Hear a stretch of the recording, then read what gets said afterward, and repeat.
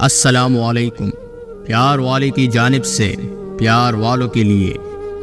بوڑھے آدمی نے اطمینان سے بسم اللہ پڑھی اور حجام کی کرسی پر بال کٹوانے کے لیے بیٹھ گیا۔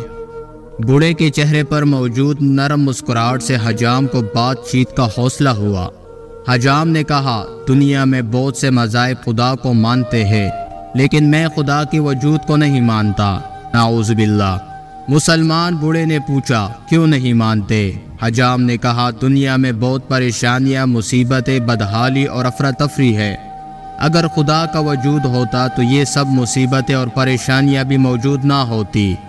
بوڑھے نے مسکراتے ہوئے کہا، میں بھی اس دنیا میں حجام کے وجود کو نہیں مانتا۔ حجام نے پریشان ہو کر پوچھا، کیا مطلب؟ میں آپ کی بات نہیں سمجھا۔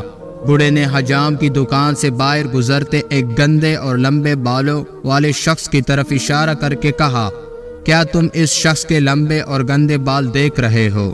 حجام نے کہا، جی ہاں، لیکن اس کا میری بات سے کیا تعلق؟ بوڑھے نے نرم لہجے میں کہا، اگر حجام ہوتے تو لمبے اور گندے بالوں والے لوگ بھی نہ ہوتے۔ حجام نے کہا، ہم موجود ہیں، لیکن ایسے لوگ ہمارے پاس نہیں آتے۔ بوڑھے نے مسکراتے ہوئے کہا، بالکل، خدا بھی موجود ہے، لیکن ہدایت کے لیے خدا کی طرف رجوع نہیں کرتے۔